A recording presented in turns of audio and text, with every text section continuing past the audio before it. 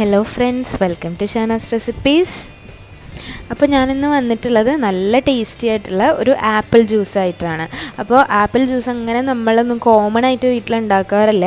പക്ഷേ ഒരു ചേരുവ കൂടി ഇതിൽ ചേർത്ത് കഴിഞ്ഞാൽ നമുക്ക് നല്ല ടേസ്റ്റുള്ള ആപ്പിൾ ജ്യൂസ് ഉണ്ടാക്കിയെടുക്കാം.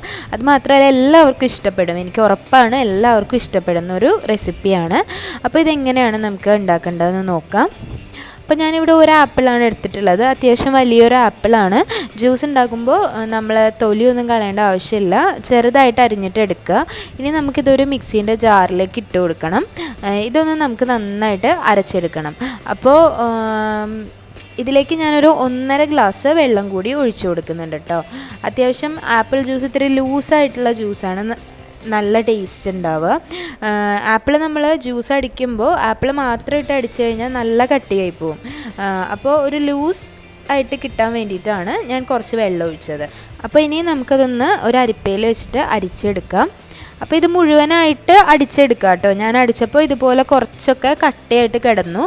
കുറച്ച് നേരം കൂടി അടിച്ചാൽ നല്ലപോലെ മിക്സാക്കി കിട്ടും.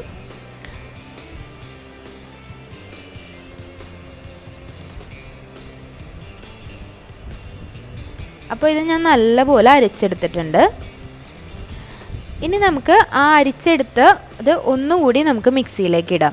ഇനിയാണ് നമ്മുടെ സീക്രട്ട് ആയിട്ടുള്ള ഇൻഗ്രീഡിയൻറ്റ് ഇതിലേക്ക് ആഡ് ചെയ്യാൻ പോകുന്നത്. ഞാനൊരു നാരങ്ങ ഇതിലേക്ക് ആഡ് ചെയ്യുന്നുണ്ട്. അതിൻ്റെ കൂടെ തന്നെ ഒരു 2 ടേബിൾ സ്പൂൺ പഞ്ചസാര കൂടി ആഡ് ചെയ്യുന്നുണ്ട്.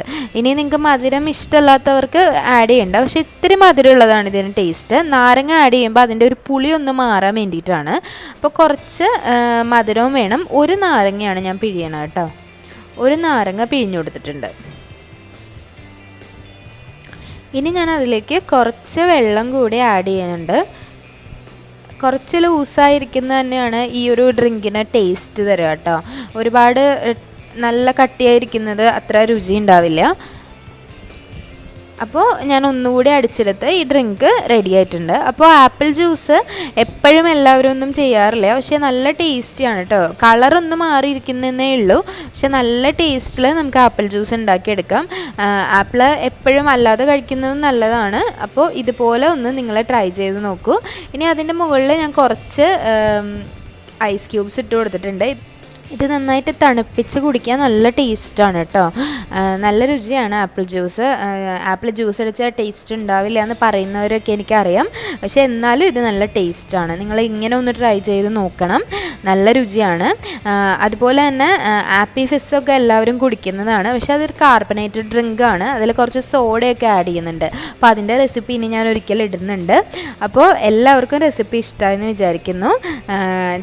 ചാനൽ ലൈക്ക് ചെയ്യാനും ഷെയർ ചെയ്യാനും അതുപോലെ തന്നെ സബ്സ്ക്രൈബ് ചെയ്യാനും ഫീഡ്ബാക്ക്സ് തരാനും ഒന്നും മറക്കരുത്. Thank you.